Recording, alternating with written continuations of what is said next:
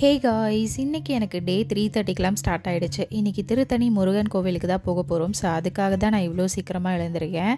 நேற்று நைட்டு தான் பிளான் பண்ணியிருந்தோம். ஸோ நைட்டு எனக்கு வீடெல்லாம் தொடச்சி விடுறதுக்கு டைம் இல்லை. ஸோ காலையில் எழுந்து தொடச்சிக்கலாம் அப்படின்றதுக்காக தான் சீக்கிரமாக எழுந்திருந்தேன். ஸோ எழுந்ததோட வீடு வாசல் எல்லாம் நல்லா தொடச்சி விட்டுட்டு ஷஷ்விக்கு மட்டும் சத்து மாவு ரெடி பண்ணிக்கிட்டேன். அதில் கொஞ்சோண்டு மிச்சம் இருந்துச்சு, அது எனக்கு எடுத்து வச்சுருந்தேன்.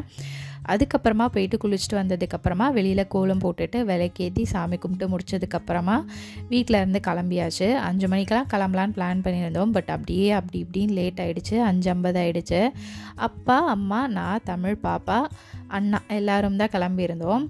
கிளம்புறதுக்கு முன்னாடி வண்டிக்கு பூஜை போட்டலாம் அப்படின்னு சொல்லிட்டு அப்பா பூஜை போட்டுட்டு இருந்தாங்க. அதுக்கப்புறமா அங்கேருந்து அப்படியே நாங்கள் கிளம்பியாச்சு. வரும்போது நல்லா ஷஷ்வி தூங்கிட்டு இருந்தாங்க. ஏன்னா 6 மணிக்கு மேலே தான் அவங்க நல்லா டீப் ஸ்லீப் எடுப்பாங்க. நல்லா கவுந்தடிச்சு படுத்து தூங்கிட்டு இருப்பாங்க. இப்போ தூங்க முடியல, அப்படியே அம்மா மடியிலே படுத்து தூங்கிட்டு இருந்தாங்க. ஒரு 7:30க்கெலாம் நாங்கள் திருத்தணி ரீச் ஆகிட்டோம். பட் முருகன் கோவிலுக்கு எப்படி போகிறதுன்னு தெரியல. மேப் போட்டு போனால் அது எங்கெங்கோ போயிட்டு இருந்துச்சு. அதுக்கப்புறம் வழியில் இருக்கவங்க கிட்டலாம் கேட்டு எப்படியோ மேலே வந்துட்டோம். கோவில் கொஞ்சம் ஃப்ரீயாக தான் இருந்துச்சு. ஏன்னா நாங்கள் கொஞ்சம் சீக்கிரமாகவே வந்துட்டோம் அப்படின்றதுனால கோவில் ஃப்ரீயாக தான் இருந்துச்சு. இருந்தாலுமே 100 ருபீஸ் டிக்கெட் எடுத்து தான் போனோம்.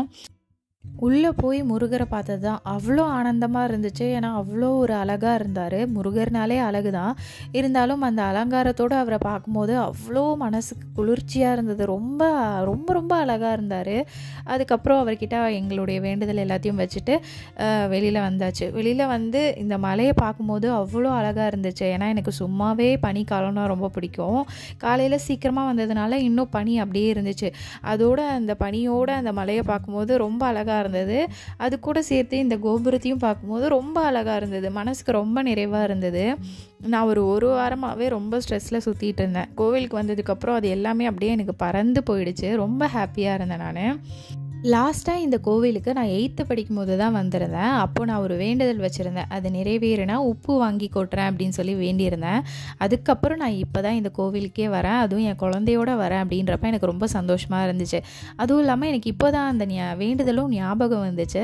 சரி, அதையும் நிறைவேற்றிடலாம் அப்படின்னு சொல்லி அதையும் நிறைவேற்றி முடிச்சிட்டேன். என்னை பொறுத்த வரைக்கும் முருகர்கிட்ட நம்ம ஒரு நியாயமான வேண்டுதல் வச்சோன்னா அது அவர் கண்டிப்பாக நமக்கு நிறைவேற்றி கொடுப்பாரு. அதே மாதிரி நம்ம வேண்டுதலை மறந்துட்டோம்னாலும் அதையும் அவர் கேட்டு வாங்கிப்பார். அது நான் நிறைய தடவை அதை எக்ஸ்பீரியன்ஸ் பண்ணியிருக்கேன். அதனால் நான் சொல்கிறேன். ஸோ சூப்பராக சாமியெல்லாம் கும்பிட்டு முடிச்சதுக்கப்புறமா அங்கேருந்து கிளம்பிட்டோம். வரும்போது அம்மா ஒரு சிவன் கோவில் போகலாம் அப்படின்னு சொல்லியிருந்தாங்க. திருவாலங்காடுன்னு நினைக்கிறேன். எனக்கு கரெக்டாக ஊர் பேர் ஞாபகம் இல்லை. ஸோ அந்த கோவில் போகலாம் அப்படின்னு சொல்லியிருந்தாங்க அம்மா. சரின்னு சொல்லிவிட்டு அந்த கோவிலுக்கும் வந்துட்டு இங்கேயும் வந்து கோவில் ஃப்ரீயாக தான் இருந்துச்சு. ஸோ உள்ளே போய் சிவனை பார்த்து நல்லபடியாக கும்பிட்டுட்டு வெளியில் வந்தாச்சு. வெளியில் வந்து கொஞ்ச நேரம் அப்படியே டைம் ஸ்பெண்ட் பண்ணிகிட்டு இருந்தோம். ஷஷ்விக்கு இறங்கி நடந்தே ஆகணும்னு சொல்லிட்டு இறங்கி நடக்க விட்டது தான். அந்த பக்கமும் இந்த பக்கமும் சுற்றி சுற்றி நடந்துகிட்டே இருந்தாங்க. அவங்களும் பயங்கர ஹாப்பி. ஏன்னா வெளியில் வந்ததுனால நல்லா என்ஜாய் பண்ணிகிட்டு இருந்தாங்க.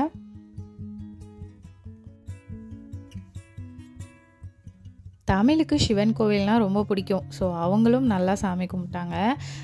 அப்பா இப்போ வந்து விபூதி வைக்கிறதுக்கு ட்ரை பண்ணுவார் ஷஷ்விக்கு. அது என்ன ஆட்டம் காட்டுவாங்க பாருங்கள். ரொம்ப வாளாயிடுச்சு. ஷஷ்வி பயங்கர வாளாயிடுச்சு. அட்டகாசம் தாங்க முடியல. அந்தளவுக்கு ஒரு அட்டகாசம் பண்ணிகிட்டு இருக்காங்க.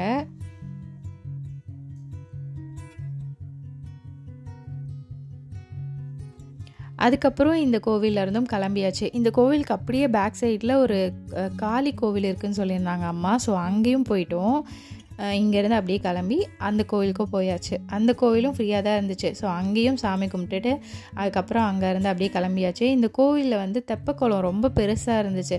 சரி, சும்மா கூட்டிகிட்டு போகலாம் அப்படின்னு சொல்லிட்டு தான் கூட்டிகிட்டு போனோம். பட் ஷஷ்வி எப்படி இறங்கி அதில் ஆட்டம் போடுவாங்கன்னு மட்டும் பாருங்கள்.